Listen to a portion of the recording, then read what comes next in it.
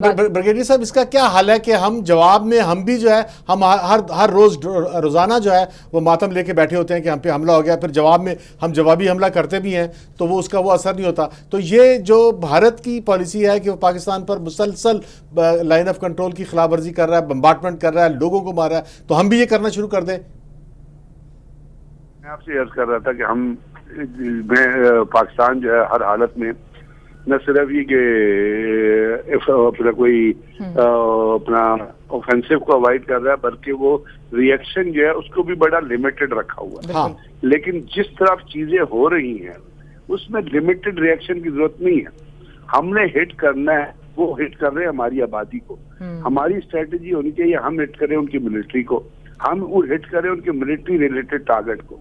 अगर आप पुंछ वैली को देखिए और फॉरवर्ड कहूटा आप गए हो, तो अगर आप चांद टेकरी पे खड़े हो तो आपको पुंछ जो है वो आपके कदमों में नजर आता है। बिल्कुल नीचे है, दरिया जा रहा है, क्रॉस करें आप पुंछ, और उसके क्रॉस उनका एयरपोर्ट आपको नजर आता है।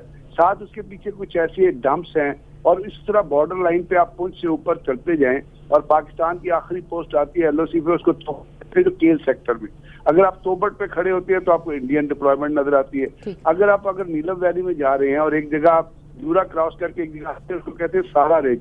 अगर आप सारा रिज पे खड़े हुए हैं तो आपके सामने इंडियन जो डिप्लॉयमेंट है वो सारी की सारी आपको नजर आ रही है। तो मेरा कहने का मकसद ये है कि इस रेस्टेन में रहते हुए जिस रेस्टेन में हम हैं, और वो रेस्टेन है रिएक्टिव, उस रिएक्टिव रेस्टेन में रहते हुए हमको कुछ उनके ऐसे चोक पॉइंट्स को हिट करना जहाँ पे उनको भी तकलीफ हो। क्योंकि इंडिया की जो फिलॉसफी है, और खास तौर पे ये प्राइम मिनिस्टर नरेंद्र मोदी के आने के बाद जो फिलॉसफी बनी, जो स्ट्रेटेजी बनी है, और जिसके अंदर वहाँ पे एक नेशनल सिक्योरिटी एडवाइजर है अजीत कुमार डेविल, तो ये डेविल और मोदी की जो पॉलिसी बनी है, दे आर नॉट बॉदर्ड कि वो अपनी सिविलियन लाइफ उनकी कितनी नुकसान पहुंचता है। उरी अटैक की अभी रिपोर्ट आ गई ना UN की, उन्होंने कहा कि उरी में कोई पाकिस्तान ने नहीं किया, लेकिन उरी में जो लोग बंदे मरे वो तो इंडियन नेशनल थे ना। पठानकोट में मरे वो इंडियन नेशनल थे। तो दे आर नॉट बॉदर्ड कि उनके कितने लोग मरते हैं या कितने लोग जख्मी होते हैं। तो हमें क्या करना है? लेकिन ये वॉर ये अच्छा ब्रिगेडियर साहब एक और अलमिया ये है कि वो इस तरफ मारते हैं तो आपके आज़ाद कश्मीर के शहरी हलाक होते हैं, उनके बच्चे मरते हैं, उनके घर बर्बाद होते हैं। लेकिन अगर हम भी ऐसा करें तो उस तरफ जो है, उस तरफ भी मुसलमान हैं, वो भी कश्मीरी हैं, हम तो उनके हकूक के लिए भी लड़ रहे हैं।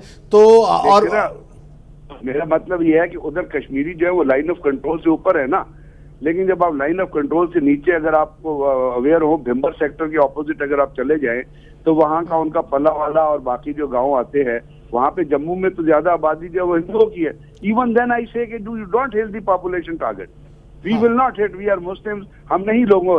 लेकिन मैं जो आपसे अर्ज कर रहा हूँ वो जो मिलिट्री नेचर के टारगेट हैं, जो उनकी लॉजिस्टिक बिल्डअप जिन सड़कों से होती है, जहाँ उनकी मिलिट्री की गाड़ियां चलती हैं, उनको तो हिट किया जा सकता है ना, या नहीं किया जा सकता? हम इस रेस्टेन में रहे कि उधर मुसलमान अच्छा नहीं, अगर अपने टारगेट ब्रिगेडियर साहब अगर हम लाइन ऑफ कंट्रोल को क्रॉस करके cross the line of control जो है वो अटैक करते हैं तो ये बात जंग की तरफ नहीं जाएगी?